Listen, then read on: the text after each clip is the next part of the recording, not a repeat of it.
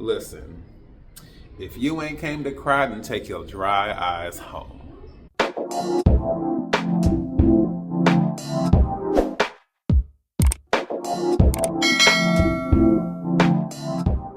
Hey everyone, this is D, Movieman, fellow cinephile, popcorn addict, and emerging film critic, coming to you with reliable recaps, reviews, and reactions. And today I'm coming to you all once again with another Out of the Theater, this time in the theater thoughts. This time for Hamnet. Co-written and directed by Chloe Zhao, and starring Jessie Buckley, Paul Mescal, Emily Watson, Joe Alwyn, and many more. Story-wise, the film is centered around the relationship and eventual marriage of Agnes and William Shakespeare, and the devastating tragedy that impacts their lives, inspiring the creation of William's legendary play, Hamlet. So, I'm going to start with my pros, and I will start first by saying that Chloe Zhao, I am familiar with her regarding her work with independent films. She made her feature directorial debut with the film Songs My Brothers Taught Me, and she followed that up with The Writer. But of course, it was the film Nomadland in 2020 that won her an Oscar for Best Picture and Best Director, making her the second of only 3 women in the history of the Academy to receive that honor. Whew, 3. We're making progress. Of course, up until now, my only experience with her work has been Eternals, which of course had its flaws, but I actually enjoyed that a lot more than some of the films that popped up in Phase 4. You know, I'm not going to name any names, but a couple come to mind. We already know how the whole indie to Marvel director pipeline goes, so honestly, any real issues with that film, I'm not even going to chalk up to her mostly, because we know the studio,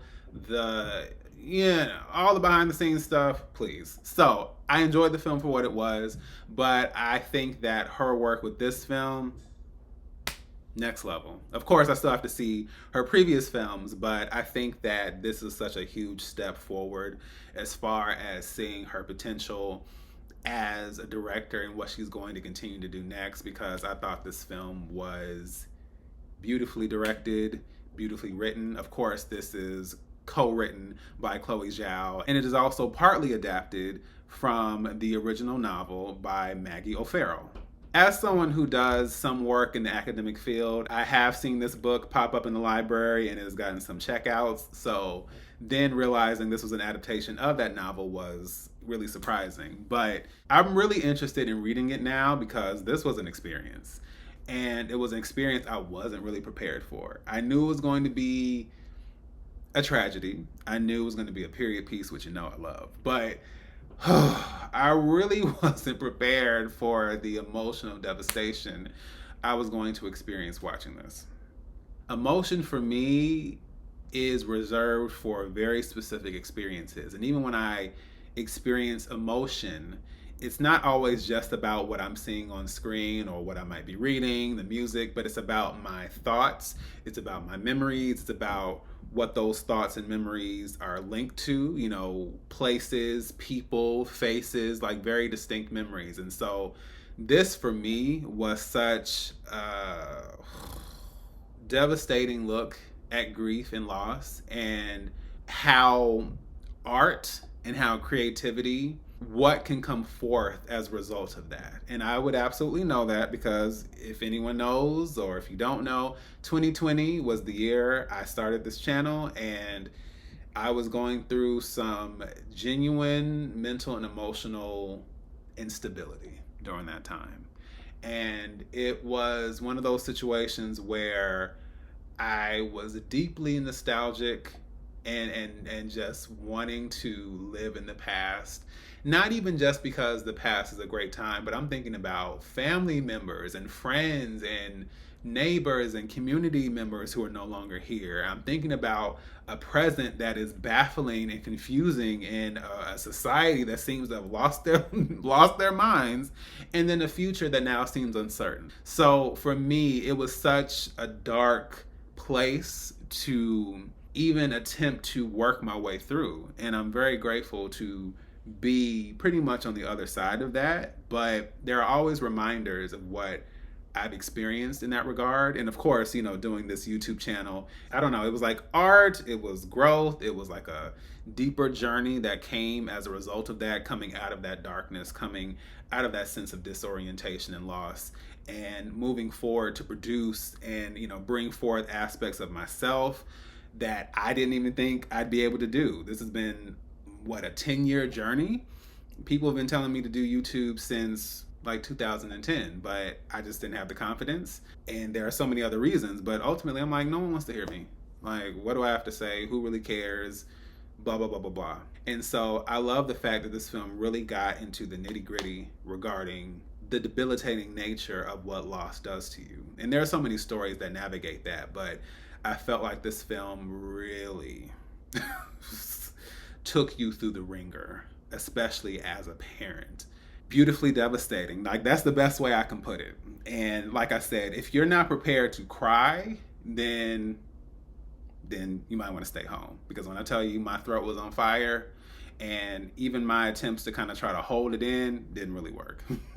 You know, I'm not an ugly crier, but if I feel it enough, it becomes very intense, and I can feel it all up and through here and even in my head. And I absolutely felt that while I was watching this film. It's honestly kind of bananas to me that Paul Mescal has only been around since 2021, and his debut was in the film The Lost Daughter, which I also did a review on, but it just seems like he's been around so much longer than that. And of course, he's having a massive success on the Hollywood scene, so there's that. But I couldn't believe it. It's just like, that's it? You know? But he has been a really memorable actor, and I can absolutely appreciate all of his performances. But Jessie Buckley, as someone who was introduced to her in the BBC adaptation of War and Peace, I have only continued to enjoy all her performances. And this is no different. Honestly, I feel like so much of this film, I understand like this is a review, but I feel like so much of this film has to be experienced, because just the visceral intensity, the visceral grief, the visceral anger, like so much of it is just so next level. And I just felt it on a gut level, honestly. And her performance was beyond, okay? Beyond. I'm waiting for the nominations because, man, I felt it all from her. And I think that she and Paul do great, but man, she is really, in a lot of ways, especially considering how the story plays out, she's almost a one-woman show. And there is so much heavy lifting she has to do in portraying Agnes and all the highs and lows of her experience with William, and what the inspiration of their lives and this tragedy ends up being, and her experience even seeing that, witnessing that towards the end of the film. It's just something I can't really put into words, but I felt it. I felt all of it. I also have to give a special shout out to the brotherly duo that we have in this film, which I didn't realize, but it actually made a whole lot of sense once I saw the credits. We have two Jupp brothers starring in this film. One is Jacoby as the young Hamnet, the eponymous Hamnet, if you will. And we also have his brother Noah Jupp, who is starring as a character who is also connected to Hamnet in a way that I won't spoil, but they also were so impressive. Where do they get these child actors from? Like, where is the training? Where are they learning this? Like, they were so impressive. They were so vulnerable and intense, impeccable, wonderful, brilliant performances. I will also say that the cinematography by Chloé Zhao was also impeccable. There's a tree here that I think was an unpaid actor. And of course, all the shots of nature as well, which is not surprising because he also did the cinematography for The Zone of Interest, and that film also was visually brilliant as well. So yeah, I can't say I'm too surprised by his work here. All right, now I'm gonna jump over to the cons, and I don't really have too many cons. I will simply say that for a film that is maybe, just a few minutes over 2 hours, it felt a lot longer, and I think that's because of the pace. And I will say that it does have that Oscar bait feel to it. There are some moments that probably feel a little bit more overwrought in a way that feels like, yes, Oscar, here we come. You know what I'm saying?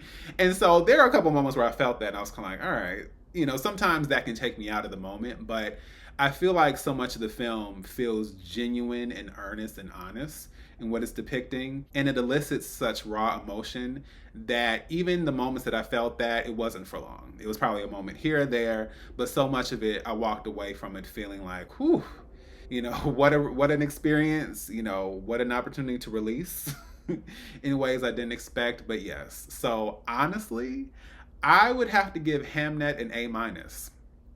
I didn't really expect to have that kind of connection with this film, but man, it just it knocked me off my feet in so many ways. I think this is a beautifully made film, and I think it's another example of how promising a career that Chloe Zhao has, especially when there isn't studio interference. Hamnet is now playing in theaters. You guys feel free to check it out, leave your thoughts below, and let me know what you think. So, once again, this is D, Movieman, signing off, and I'll see you at the movies.